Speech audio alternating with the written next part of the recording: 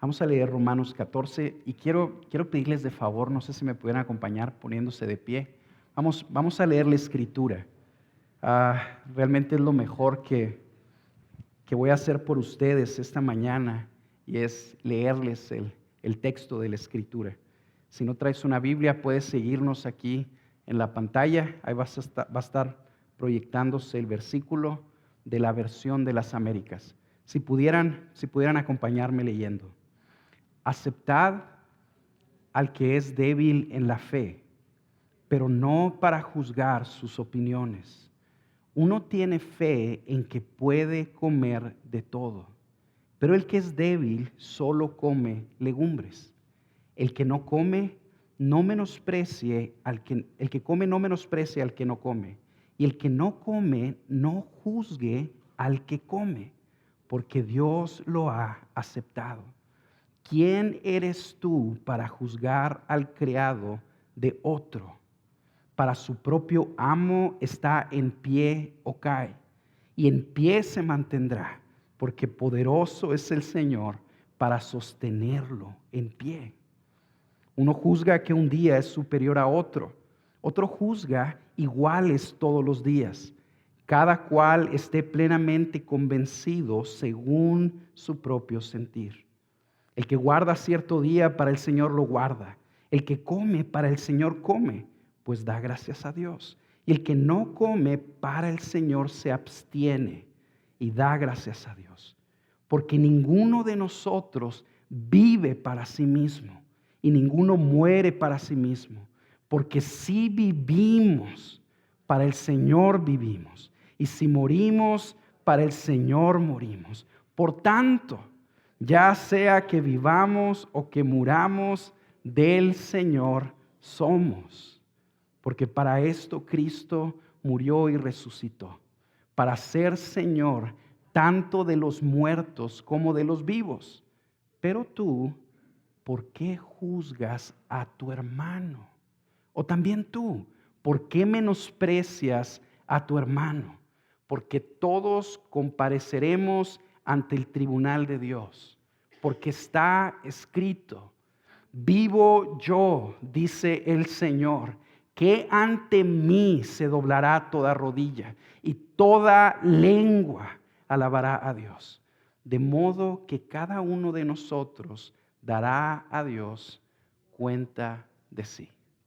Palabra de Dios. Pueden sentarse.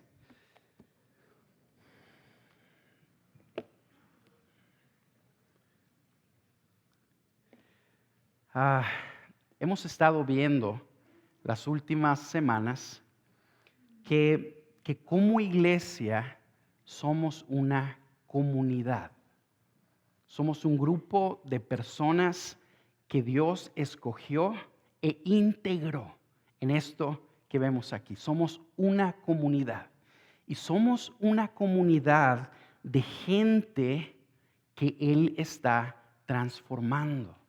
Somos una comunidad en proceso de construcción, en proceso de transformación.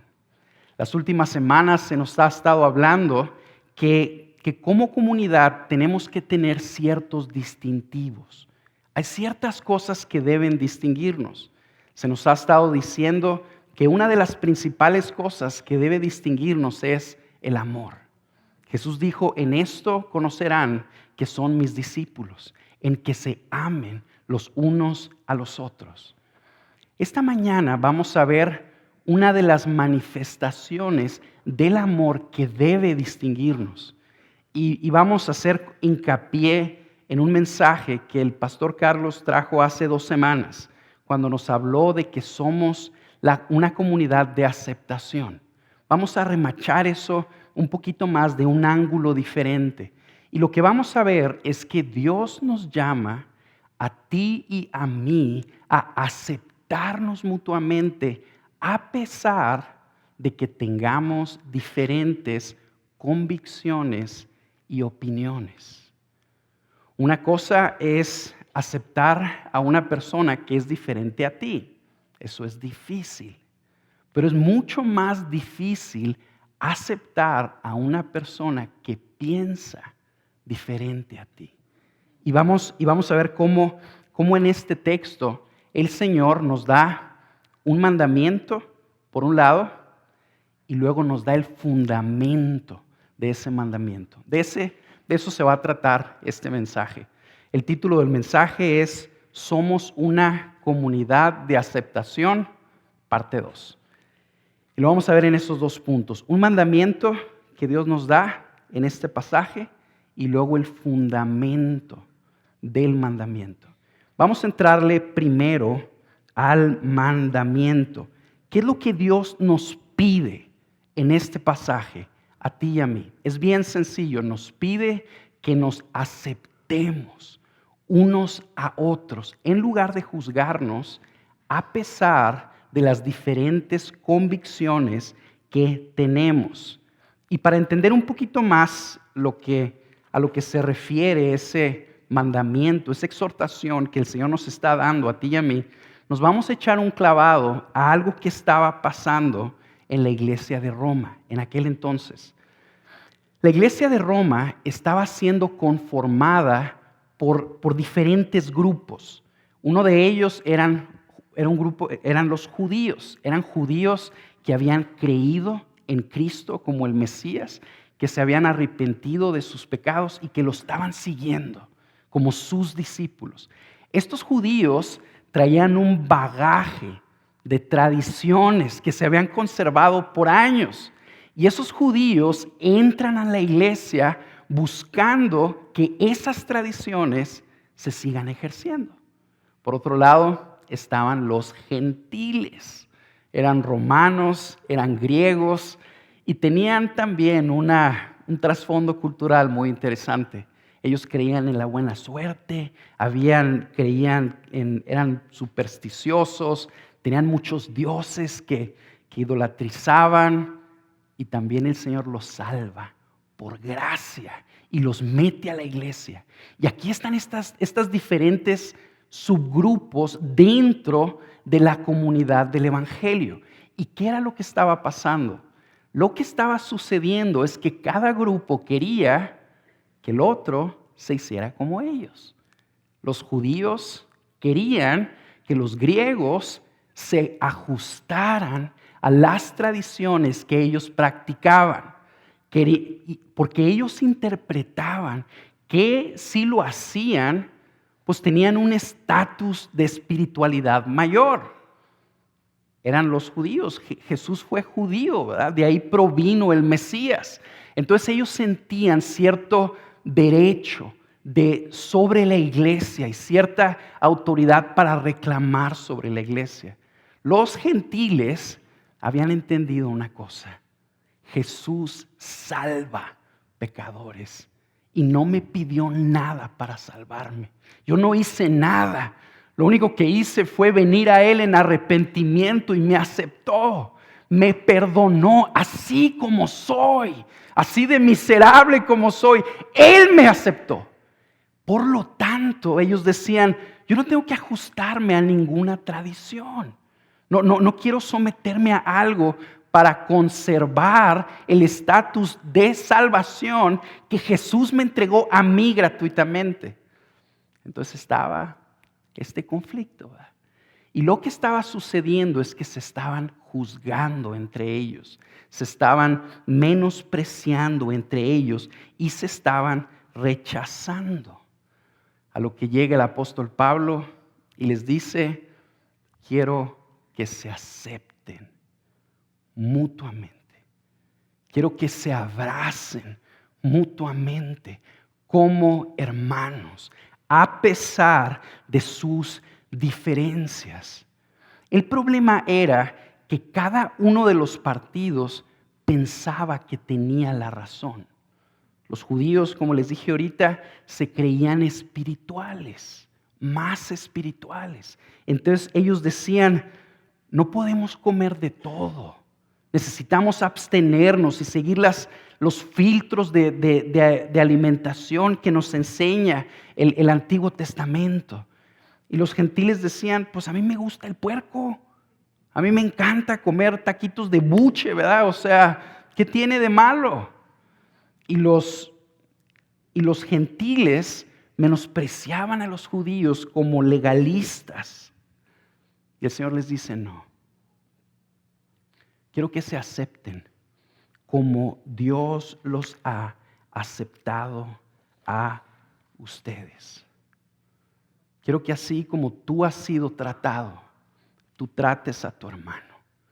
Tú eres hijo de Dios por la gracia de Dios, por lo tanto, quiero que así aceptes a este hermano, aunque piense de una manera diferente a ti. Déjenme decirles algo. A lo mejor tú y yo podemos estar leyendo esto y decimos, estos cristianos del primer siglo, en las cosas por las que se peleaban, ¿verdad? Se peleaban por días, por guardar y cosas que comer, que uno bebía, que el otro no bebía. Tantas cosas. Tú y yo podemos decir, nosotros ya estamos más sofisticados, ya hemos crecido, ya hemos madurado después de tantos años y esto no aplica igual para nosotros. Mire, te voy a dar unos ejemplos. En una iglesia allá en Estados Unidos, es una iglesia amiga, se empezó a suscitar una dinámica muy interesante. Empezaron a promover que para una mejor educación de los niños de la siguiente generación, las mamás los educaran en casa, que se afiliaran a un sistema educativo y que por medio de ese sistema educativo el niño, en lugar de ir a la escuela primaria o secundaria, estuviera en casa recibiendo de los padres la instrucción. Todo esto bajo la mentalidad de que el mundo cada vez más promueve una cosmovisión secular, cada vez más anticristiana. Si tú y yo pensamos en eso, la realidad de las cosas es que es muy buena idea, ¿no crees? ¿Cómo no que los padres entreguen ese tiempo a la vida de los pequeños para instruirlos? Una muy buena idea. El problema se empezó a dar cuando se empezó a hacer popular. Entonces varias personas empezaron a adoptar esa forma de educación y estaban educando a sus hijos en casa. Habían otras familias de la iglesia que no podían o simple y sencillamente no querían. ¿Y qué creen que empezó a pasar? Se empezaron a hacer unos subgrupitos, ¿verdad?, dentro de la comunidad del evangelio. Entonces las mamás responsables, que ellas sí sacrificaban su vida por estar con sus hijos y educarlos por medio de ese sistema, se empezaban a sentir más espirituales y más responsables que las demás. Y las empezaban a tachar.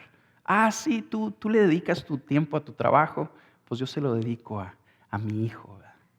Y las mamás que no podían o que no querían, simple y sencillamente, educar a sus hijos de esa manera, pues empezaban a juzgar también a las otras mamás y las tachaban de legalistas, ¿verdad? Y eso empezó a fomentar una división en la iglesia, a lo que Pablo nos diría: acéptense mutuamente como han sido aceptados, a pesar de sus diferencias. Te voy a dar otro ejemplo. A lo mejor aquí no es tan popular eso de la educación en casa. A lo mejor estaría bueno que fuera, pero a lo mejor con esto te identificas un poquito más. Digamos que tu grupo de casa planea una actividad para este diciembre, para esta Navidad. Y organizan ir a un orfanatorio a llevar comida. Y dicen, ¿saben qué? Pues nos va a tocar de tanto por persona. Y ok, algunos de los miembros empiezan a participar, se enganchan con el proyecto y otros no pueden. O es más, no quieren. Prefieren no por esta ocasión. ¿Qué es lo que sucede inmediatamente? inmediatamente se hacen estos grupitos ahí dentro del grupo de casa y se empiezan a rechazar mutuamente. Las personas que se enganchan con el proyecto, que es bueno, que todos deberíamos de hacer, ¿verdad? Esas personas se empiezan a sentir más espirituales. Y a las personas que no pudieron involucrarse o que a lo mejor por esta ocasión, por sus razones, no quisieron, empiezan a menospreciar y a tachar de legalistas a los demás. Y se hace esta dinámica también, ¿verdad?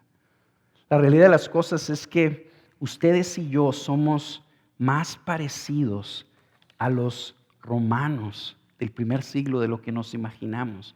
Y tenemos todos esta tendencia también de juzgar a todos aquellos que no piensen igual que tú y que yo.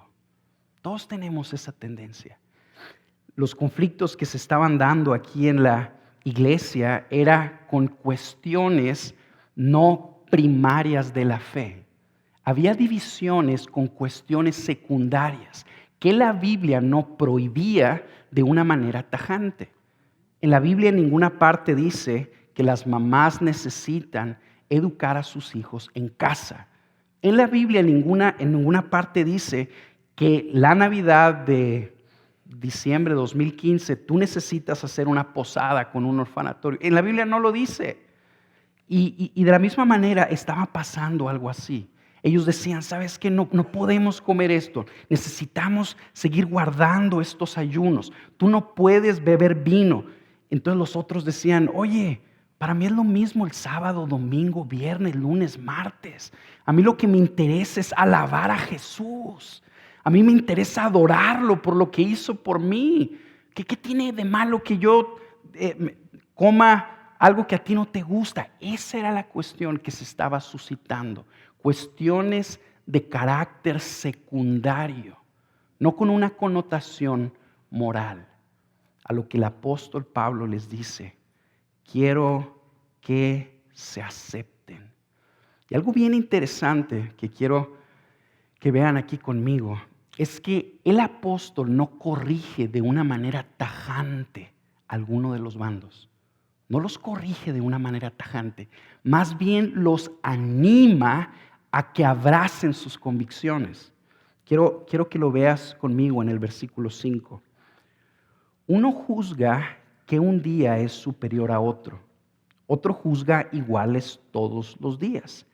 Cada cual esté plenamente convencido según su propio sentir. Vaya manera del apóstol Pablo de unificar la iglesia. Qué curioso. Había un problema de división en la iglesia. Y el apóstol Pablo les está diciendo, acéptense, aférrense el uno al otro. Pero en lugar de decirles, suelten sus opiniones y déjense llevar por lo que dice la mayoría, por el bien de la iglesia, les dice, aférrense a sus convicciones. Que cada uno esté convencido de lo que esté haciendo. Y eso nos pone a ti y a mí en un aprieto. ¿Por qué? Porque nos lleva a realmente evaluar las convicciones que tenemos.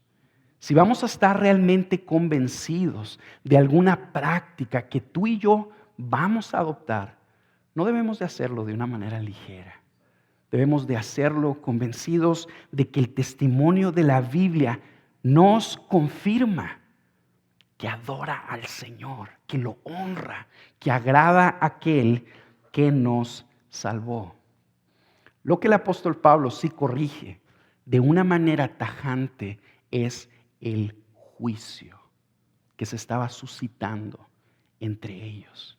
Fíjense cuántas veces se menciona la palabra juicio en los primeros 5 pasajes.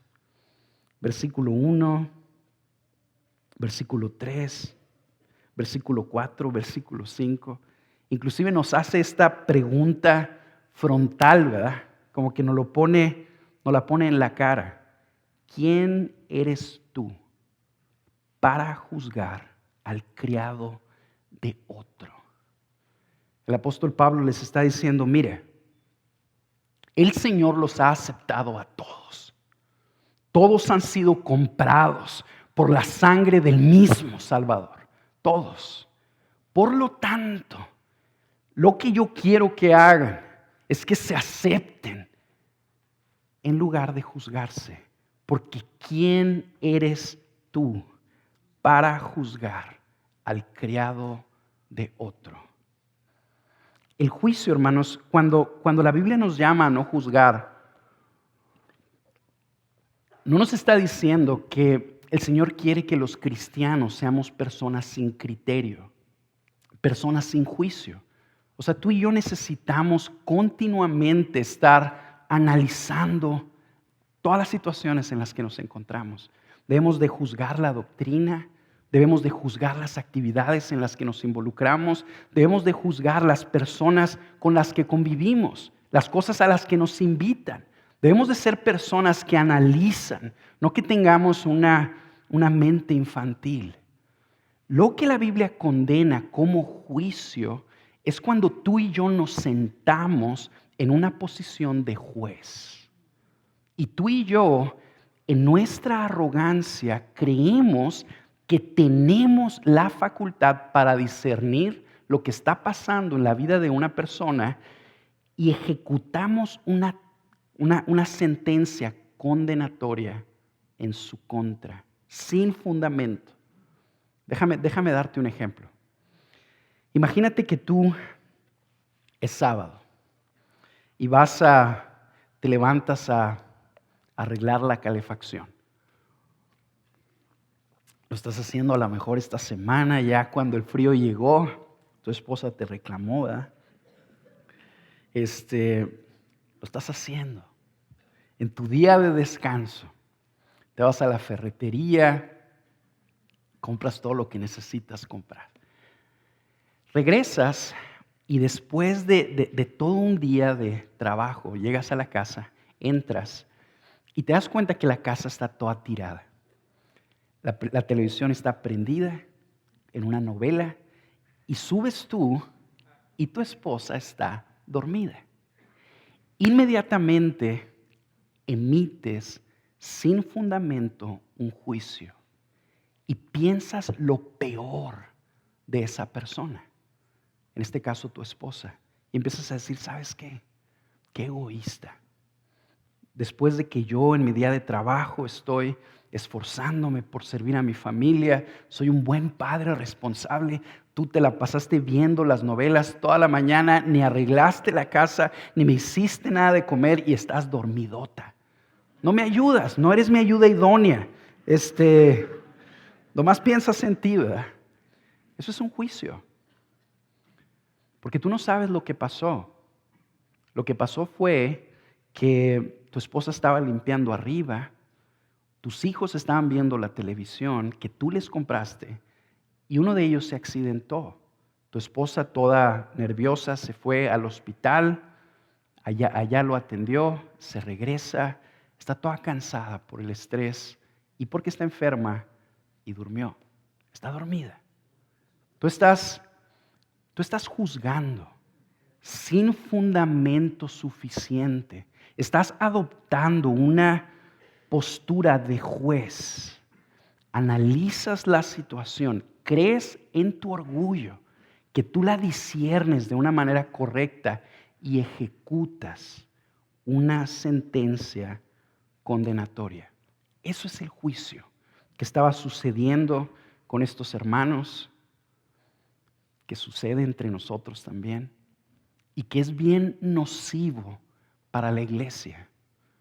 Cuando nosotros, hermanos, nos juzgamos y nos señalamos, aparte de que estamos jugando a ser Dios, porque nos queremos sentar en el trono del juez, lo que estamos haciendo es que estamos frenando su crecimiento espiritual. Mediten esto conmigo. La Biblia enseña en el libro de Apocalipsis, capítulo 12, versículo 10, que Satanás es el acusador de los hermanos. Eso es lo que él hace.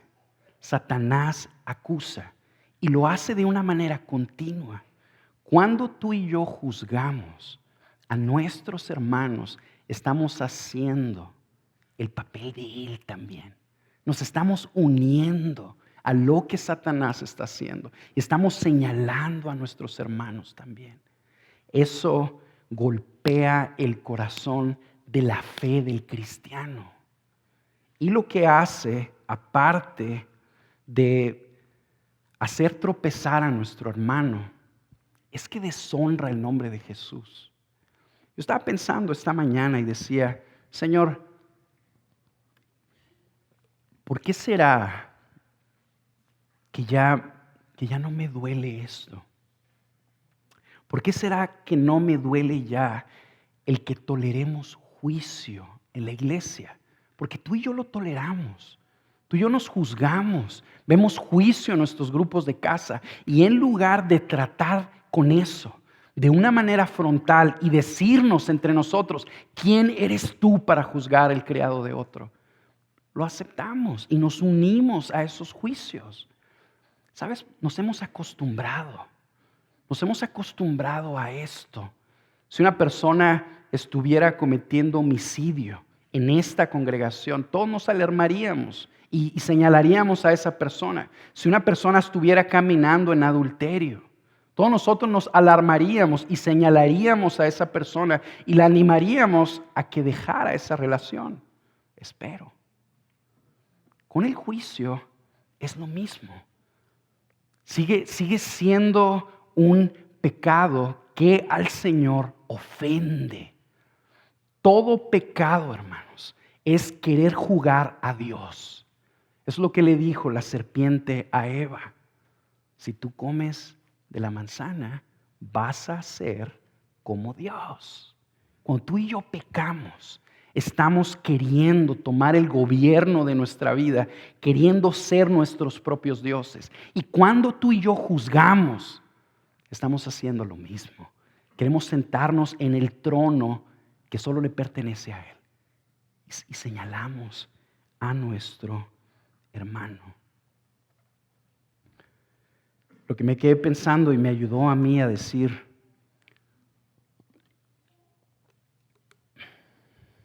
no debemos de tolerar el juicio entre nosotros, es imaginarme a las personas que están en Alfa, que van a integrarse a la iglesia. Esas personas que sus ojos están siendo abiertos y que están viendo a Jesús por primera vez y que dicen, yo puedo invocarlo para ser salvo. Y voy a integrarme a una comunidad donde están mis hermanos que están siguiendo al mismo Señor y Salvador. Y luego que de repente esa persona se dé cuenta que aquí entre nosotros hay juicio y división y crítica. Hermanos, el apóstol Pablo nos reta y nos dice, esto no debe de ser así. Esto no debe de ser así. Lo que ustedes y yo debemos de hacer es aceptarnos, simple y sencillamente, como Él nos ha aceptado. A pesar de nuestras diferencias en convicciones, en opiniones. Es importante que tú y yo entendamos que hay diferentes maneras de adorar a Jesús. A lo mejor tú vienes aquí los domingos en la mañana y estás, te gusta ser muy efusivo y tú estás adorando a Cristo de una manera efusiva. ¡Qué bien! Bien por ti. Hazlo para Él. Él está recibiendo tu alabanza. A lo mejor enseguida de ti está una persona que no es efusiva. Simple y sencillamente adora al Señor así, ¿verdad? A veces levanta la mano. Lo que Dios ve es el corazón. Y el Señor está viendo que su Hijo lo está alabando y adorando también. El problema con nosotros es que queremos que todos se hagan a nuestra forma. Que todos sean como tú y como yo, ¿verdad? Porque tú y yo tenemos la razón. Ellos están mal y tú y yo estamos bien. Ese es el problema con el juicio. Esto sucede muy frecuentemente en los matrimonios. En especial donde la dinámica del matrimonio se da cuando el esposo es más maduro que la mujer, ¿verdad? ¿Qué es lo que el esposo quiere? El esposo quiere que su mujer sea su discípula y siga a Jesús como él. Entonces este cuate a lo mejor le gusta leer la Biblia en la mañana y se hinca para orar, ¿verdad? Y a la esposa le gusta leer la Biblia y escuchar alabanzas en YouTube, ¿verdad? Y ora parada y con los ojos abiertos. Y el hombre se cree más espiritual que ella. Y le dice, es que tú tienes que hacer las cosas como yo. Tú te tienes que comportar de esta manera. Esta es la ruta correcta para adorar a Dios, para conocerlo. Eso es un error, hermanos. Este texto, otra de las cosas que nos enseña es que en el reino de los cielos hay lugar para diferentes convicciones. A lo mejor en tu tiempo libre a ti te gusta ponerte a leer libros cristianos. ¡Qué bueno! Qué bueno que lo hagas. Bien por ti. Hazlo para Jesús. A lo mejor ahí tu hermano le gusta en su tiempo libre ponerse a jugar fútbol. No por eso tú eres más espiritual que él. No por eso él va a caer en un tiempo. Porque todos pensamos eso, ¿verdad? Todos decimos, te vas a dar cuenta que yo tengo la razón después. Te vas a dar cuenta que es mi manera la que funciona. Y al rato caes, vas a ver. Y fíjense lo que el Señor nos dice. Él es hábil para sostener a cada uno de sus hijos. Dice el versículo 4, porque poderoso es el Señor para sostenernos en pie. Esa es la buena noticia y esa es la razón por la que tú y yo estamos aquí. Estamos aquí porque hay alguien que nos sostiene con nuestras diferentes convicciones. Y en el camino podemos estar seguros que llegaremos hasta el final con diferentes convicciones porque Él nos sostendrá. Fíjense esto. Esta problemática que se estaba viendo aquí es menos frecuente el día de hoy. ¿Por qué? Porque hay más opciones de congregaciones. Antes, simple y sencillamente había una iglesia en Roma. Entonces los cristianos nomás tenían un pastor, ¿verdad? Y tenían que quedarse ahí. Simple y sencillamente aguantarse, aferrarse. Pero desgraciadamente a través de la historia este mensaje no se ha aplicado. Y ahora hay congregaciones que abundan de todos colores y sabores. Y la gente, en lugar de aceptarse y aferrarse el uno al otro, a pesar de sus diferencias, van y se congregan con los que son iguales a ellos. Entonces tenemos iglesias de coreanos, iglesias de gente de color, iglesias de gente que tiene música de alabanza contemporánea, iglesias que tienen servicios más silenciosos. Y cada quien nos dividimos y nos segregamos siguiendo nuestras preferencias en lugar de aceptar a nuestros hermanos como Él nos ha aceptado. ¿Qué debemos de hacer? Lo que debemos de hacer es, fíjense, cuando el Señor nos llama a aceptarnos, no nos está diciendo simple y sencillamente que no lo rechacemos. La palabra aceptar tiene una connotación como de hospitalidad. Si tú te fijas en las traducciones en inglés, en estos versículos dice welcome, o sea, welcome your brother. ¿Por qué? Porque la forma en la que el Señor nos llama a aceptarnos es abriéndole la puerta de nuestra casa a nuestro hermano que piensa diferente y abrazarlo y aferrarnos y compartir nuestra vida con Él. Eso es difícil de hacer, hermanos. No es sencillo.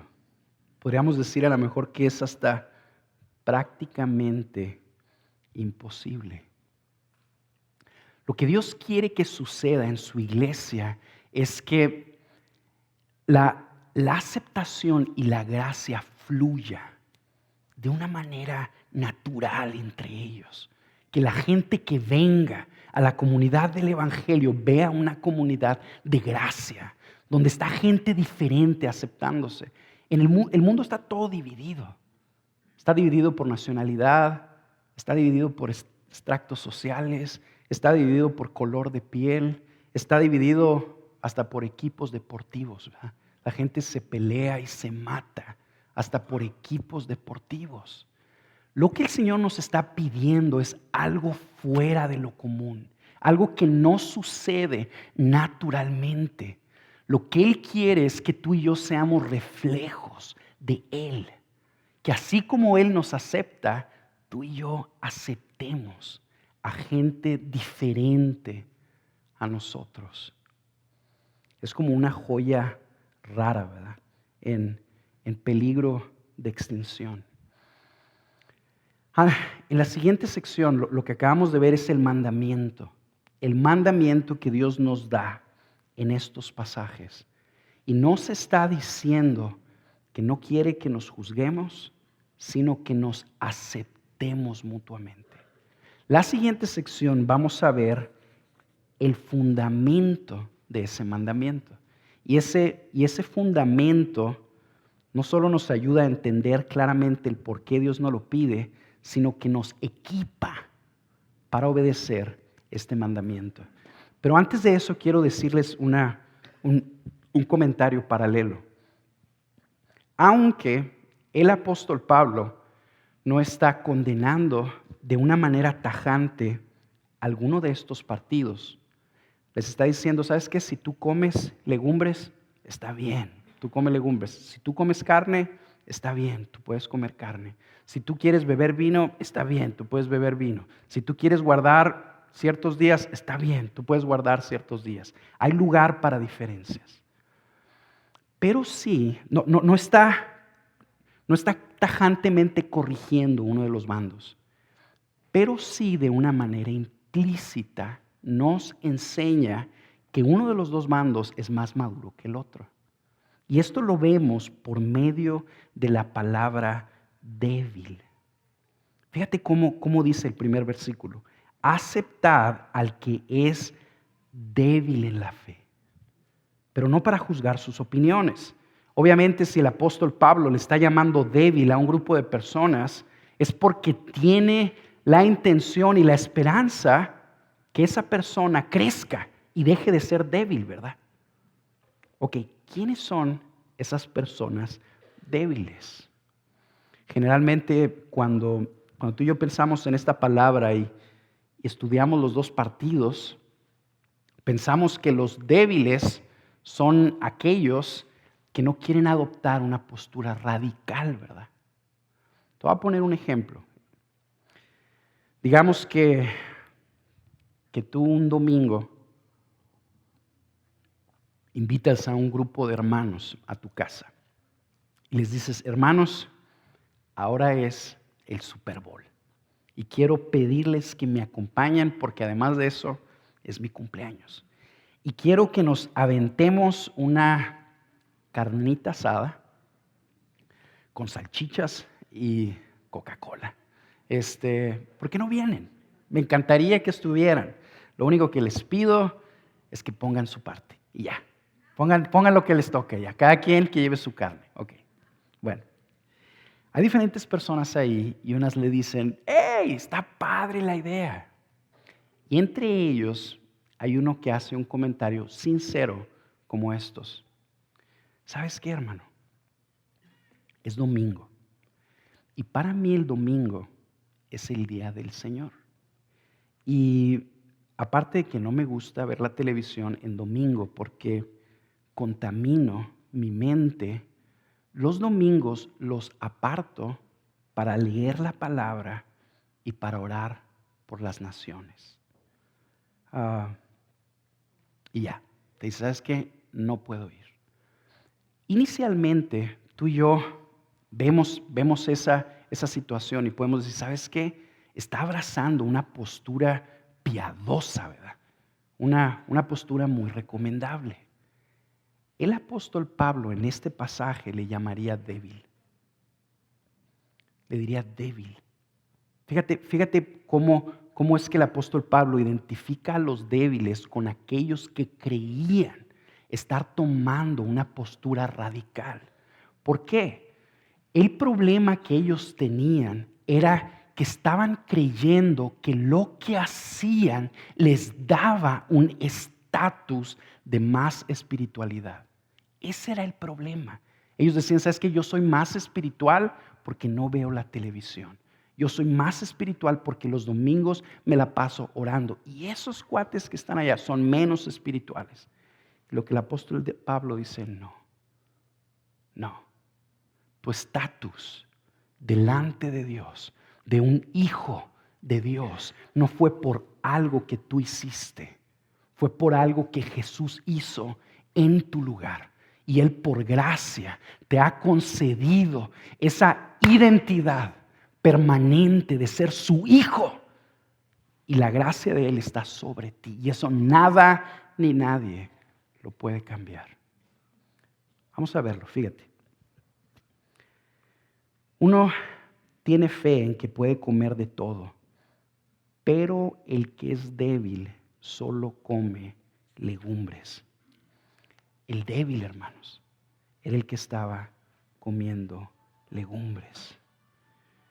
A lo que el apóstol está diciendo de una manera implícita, te vamos a aceptar, te vamos a dar la bienvenida. Quiero que se acepten entre ustedes de una manera fraternal, a pesar de que piensen diferente, pero también anima al débil a que crezca en el entendimiento de la gracia, en el entendimiento de que no hay nada que tú y yo podamos hacer para garantizar nuestro estatus delante de Dios, porque Él ya lo hizo todo. Ok, ese es el mandamiento. Vamos a ver la segunda parte, el fundamento de ese mandamiento. El fundamento lo tenemos en los siguientes versículos. Y el fundamento, de una manera u otra, lo hemos estado mencionando a través del mensaje. El Señor nos llama a que nos aceptemos porque somos hermanos, porque del Señor somos. Somos de Él. Le pertenecemos a Él. La imagen que se nos está dando aquí es la de un padre, ¿verdad? Que está sentado en la sala viendo a sus hijos pelearse por cuestiones que no tienen importancia y les dice, hey, yo quiero que ustedes volteen a lo que sí tiene importancia. Ustedes son mis hijos, por lo tanto son hermanos y deben de aceptarse mutuamente en lugar de juzgarse mutuamente. Del Señor somos. Ustedes y yo somos la comunidad del Evangelio porque le pertenecemos a Él. Somos el pueblo que Él compró. Somos el pueblo que Él lavó y salvó y está guiando rumbo al reino de los cielos. Somos su pueblo. A mí me encanta cómo el Señor hace esta afirmación en medio de esta dinámica. Él está diciendo que el pueblo que le pertenece es un pueblo que se pelea y se divide entre ellos. Está diciendo que el pueblo que es de Él, su pueblo escogido, es un pueblo que no se pueden poner de acuerdo por cuestiones tan triviales como qué día alabarlo, qué comer y qué no comer. Les está diciendo, ustedes son mi pueblo. La imagen que se me venía a mí a la mente era la de una escena donde está una familia en una fiesta. Y están ahí los hijos de todos, ¿verdad? Disculpen que les ponga estos ejemplos, es lo único que tengo, es la etapa en la que estoy ahorita. Estoy en fiestas infantiles. Imagínate, estás ahí en la fiesta y de repente hay dos niños que se empiezan a pelear entre ellos, a gritarse entre ellos, terminan agarrándose y rompen ahí un florero de la fiesta. Todo el mundo se da cuenta. Agarra el anfitrión de la fiesta el micrófono y luego pregunta, oigan, ¿de quién son estos hijos? Y tú volteas a ver y son los tuyos. Tú lo que quieres hacer es que te trague la tierra, ¿verdad? Que te trague la tierra. ¿Sabes qué? Agarras tu celular, finges que te están llamando y te sales. Ok. Y luego los reconoces y dices, son míos. Aquí el Señor sin vergüenza está diciendo, ellos son míos. El pueblo que se divide y que se pelea es mío, es mi pueblo escogido. Y yo los amo y no me avergüenzo de ellos. Ustedes son mi pueblo. Hermanos, del Señor somos. Esa es la buena noticia. Y esta verdad debe de retumbar en nuestra mente y en nuestro corazón y debe de empujarnos a darnos cuenta que la persona que tú y yo estamos juzgando no solo es el siervo de otro, sino que es nuestro hermano también. Fíjate cómo lo pone el apóstol en el versículo 10. Pero tú, ¿por qué juzgas a tu hermano? ¿Por qué juzgas a tu hermano? ¿Por qué juzgas a aquel que le pertenece a él también? Y luego después nos explica por qué. ¿Por qué es que tú y yo somos de él? ¿Por qué es que tú y yo somos su pueblo? Y de nuevo, el ejemplo que te voy a dar. Imagínate que andas tú caminando. Ahí te topas con un cuate de la universidad. Era un burro ahí en la universidad. Burro pues a lo mejor no tenía mucha capacidad, ¿verdad? Siempre andaba de panzazo, todo desfajado. Y te lo topas y le dices, oye, ¿qué ha sido de ti? ¿Verdad? ¿Cómo has estado? Y él te dice, ¿sabes qué? Estoy como director de operaciones en Apple, en California. Y tú te quedas viéndolo y le dices, ¿cómo le hiciste? O sea, ¿cómo es posible que una persona como tú esté en este grupo tan selecto? Algo parecido nos está diciendo el apóstol Pablo aquí. Nos está diciendo, ustedes son de Él. Que no se nos olvide a quién nos está diciendo, hermanos. Ustedes y yo somos gente que en lugar de amarnos nos juzgamos. Ustedes y yo somos gente que en lugar de soportarnos nos criticamos. Ustedes y yo somos gente que a veces no nos amamos, ¿verdad? Y el Señor está diciendo, ustedes son míos, son mi pueblo. Somos parte de la élite, del pueblo escogido, del Dios viviente. ¿Cómo es posible que tú y yo hayamos llegado a ese grupo? ¿Cómo? ¿Cómo es posible? Déjame aclararte algo bien rápido. No es por tu bonita cara, ¿verdad? Ni por mi bonita cara. No es ni por tus méritos, ni por los míos. Porque la realidad de las cosas es que ni tenemos méritos. Lo que abundan son nuestros deméritos. ¿Cómo le hicimos para llegar ahí? Versículo 9. Porque para esto Cristo murió y resucitó, para ser Señor tanto de los muertos como de los vivos. Fíjate un poquito, si tú y yo batallamos un poquito con esta pregunta, nos vamos a dar cuenta de algo. Aquí pareciera que dice que la forma en la que Jesús adquirió el señorío fue muriendo y resucitando. ¿Te fijas? Porque para esto Cristo murió y resucitó, para ser Señor tanto de los muertos como de los vivos. Eso nos debe lanzar a ti y a mí una pregunta. A ver. ¿Eso quiere decir que antes de que Jesús muriera y resucitara no era el Señor, tanto de los muertos como de los vivos? Claro que no. Toda la Biblia confirma que Jesús siempre ha sido el Señor. Fíjate lo que dice Filipenses 2, 6 y 7. El cual, aunque existía en forma de Dios, no consideró el ser igual a Dios como algo a que aferrarse, sino que se despojó de sí mismo tomando forma de siervo.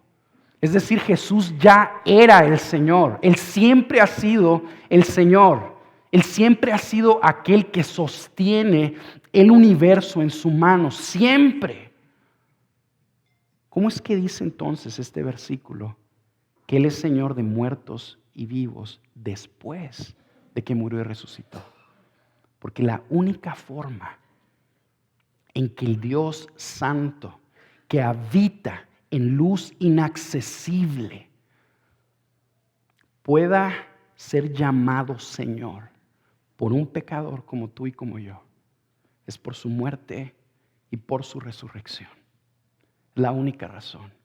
Si Jesús no hubiera resucitado, si no hubiera muerto y no hubiera vencido la muerte, tú y yo nunca podríamos llamarlo Señor. Aún entregándole toda nuestra vida y todas nuestras posesiones y todos nuestros deseos, no podríamos llamarlo Señor. Nunca sería suficiente, porque tú y yo somos pecadores y merecemos la muerte ante este Dios tan santo. Pero la buena noticia es que sí murió y no se quedó en la tumba, sino que resucitó. Y porque resucitó, tú y yo podemos invocarlo como Salvador y como Señor. Esa es la buena noticia, que los pecadores tienen un amigo. Y ese amigo es Jesús el Señor, que está sentado en su trono. Quiero hacer un paréntesis bien rápido aquí. A lo mejor hay personas que nos acompañan y que no son personas que están siguiendo a Jesús como el Señor de sus vidas.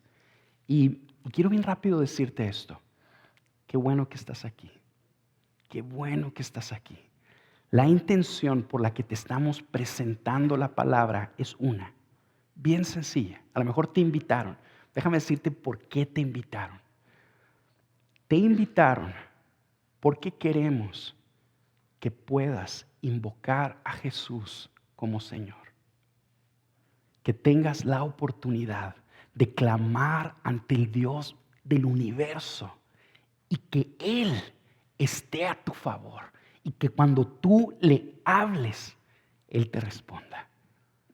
Soy tu Señor y tú eres mío. Eso es lo que queremos. Y eso va a suceder si tú vienes a Jesús. Ahora, les dije al principio que este es el fundamento.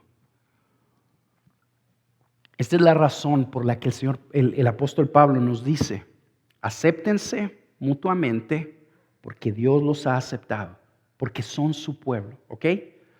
Este fundamento también nos ayuda a no juzgarnos. Como decíamos ahorita, es difícil no juzgarse. Todos tenemos, es natural el juicio. Todos queremos que la gente se haga como nosotros. Tenemos nuestras propias reglas en nuestro universito. Queremos que las demás se sometan a ellas y si no se someten, los juzgamos. ¿Cómo le hacemos para no juzgar? Viendo que somos de Él. Viendo que somos del Señor. La única forma, hermanos, de que ustedes y yo podamos extender gracia es experimentando gracia. No se puede. El aceptar a una persona que piensa diferente a ti no es fácil. La única forma de hacerlo es dándote cuenta que el Dios del universo, que es totalmente diferente a ti, te aceptó. Y cuando tú dices, Él me aceptó a mí, y experimentas esa gracia y disfrutas que Él te aceptó a pesar de ti, no por ti, por lo que hizo su Hijo en la cruz, y disfrutas esa aceptación, por lo tanto tú puedes aceptar a otros. Siempre que yo caigo en juicio hacia otra persona, lo hago de una posición de autojusticia. Es decir, yo estoy haciendo las cosas bien, estoy siguiendo al Señor bien y tú no lo estás haciendo. Por lo tanto, te juzgo y te debes de hacer como yo. En pocas palabras, perdí el fundamento o perdí el piso, ¿verdad? Perdí el piso, se me olvidó que soy un ladrón diciéndole a otro ladrón, ¿por qué robas? Tú y yo somos pecadores que hemos sido rescatados porque el Cordero fue desangrado en una cruz, no por otra razón, no por nuestros méritos, sino por sus méritos. Y cuando ustedes y yo estamos conscientes de eso, eso anula el piso del juicio y podemos aceptarnos libremente unos a otros. Déjenme decirles otra cosa bien rápido. Estos versículos se utilizan mucho para abogar a favor de la libertad cristiana. Entonces dice, ¿sabes qué? En el reino de los cielos, en la iglesia, hay libertad. Y cada quien puede tener diferentes convicciones.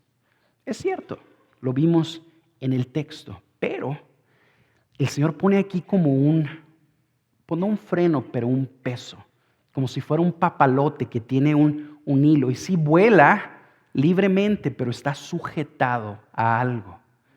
Y nos lo dice el versículo 7, fíjate, no se está diciendo aquellas personas que son salvas gratis. La salvación es gratuita para todo el que quiera. El perdón de pecados es gratuito para todo el que venga a Jesús. Es lo que enseña la Biblia. Tú crees en Él y eres salvo. No tienes que hacer nada, solo venir en arrepentimiento. Ok, pero cuando una persona es salva, sucede una transformación interior, un cambio. La gracia te cambia y te convierte en una persona que ya no vives para ti, sino vives para Él. Fíjate cómo lo pone el versículo 7. Porque ninguno de nosotros vive para sí mismo. Yo quiero animarte a ti a que te hagas esa pregunta. ¿Tú vives para ti mismo o vives para Él?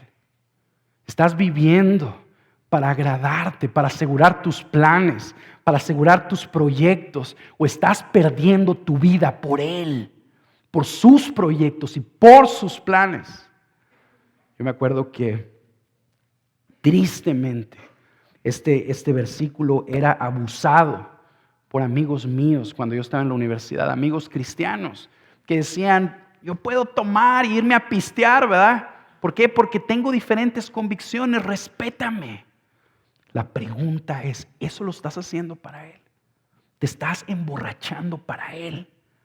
Si lo estás haciendo para Él, entonces no lo conoces a Él, porque Él es santo y digno de toda gloria. Es como si una persona aquí dijera, ¿sabes qué? Yo soy libre.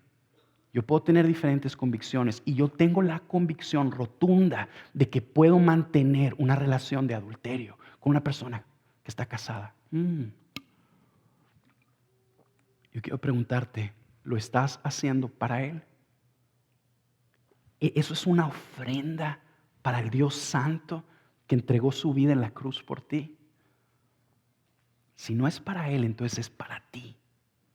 Y si estás viviendo para ti, todavía no lo conoces a Él. Y la buena noticia es que Él quiere que lo conozcas. Y lo único que tienes que hacer es venir a Él en arrepentimiento, porque Él salva pecadores. Él acepta pecadores y los cambia. Esa es la buena noticia. Ok, segundo fundamento. El fundamento tiene como dos seccioncitas, ¿verdad? El primero de ellos es, tú debes de aceptar a tus hermanos porque Él te ha aceptado a ti, eres de Él. El segundo es, tú no debes de juzgar a tus hermanos porque el juez es Él. Fíjate lo que dice. Versículo 10, pero tú, ¿por qué juzgas a tu hermano? O también tú, ¿por qué menosprecias a tu hermano? Porque todos compareceremos ante el tribunal de Dios. Fíjate algo, eso nos debe de hacer un ruido a ti y a mí.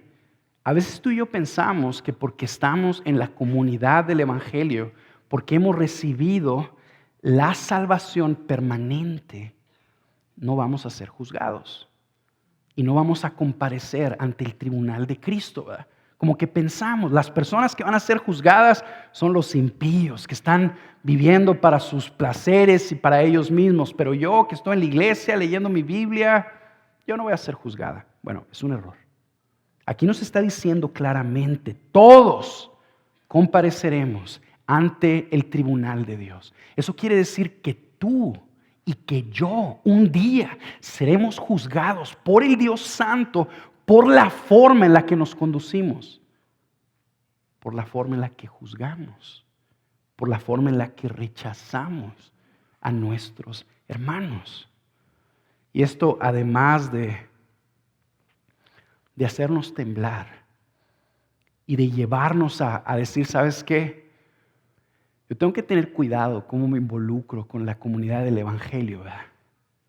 No estoy tratando con cualquier grupo de personas. Este grupo de personas imperfectas, a lo mejor dignas de crítica y de señalamiento y de juicio porque hacen muchas cosas mal, son el pueblo de Dios. Son aquel pueblo que el Señor del universo, ante el cual toda rodilla se va a doblar. Toda. Fíjate cómo dice el versículo 11. Vivo yo. Está haciendo un juramento por él mismo. Vivo yo, dice el Señor. Ante mí se doblará toda rodilla. Toda rodilla. De gente de Siria, de gente de Rusia, de gente de Estados Unidos, de México y de Gracia Soberana. Toda rodilla se va a doblar ante Él. Eso nos lleva a que digamos, ¿sabes qué? Pues yo tengo que tener en primer lugar cuidado con mis convicciones, porque voy a ser juzgado por ellas, ¿verdad? Tengo que tener cuidado cómo interactúo con la comunidad del Evangelio, porque es el pueblo de Él y voy a ser juzgado por ella. Tengo que tener cuidado cómo vivo, cómo aprovecho este corto tiempo que Jesús me ha dado para vivir para Él. ¿Por qué? Porque voy a ser juzgado por Él. Somos el pueblo de Dios, hermanos. Un pueblo imperfecto, pero del cual el Dios perfecto no se avergüenza. Un Dios que ha sido comprado por gracia.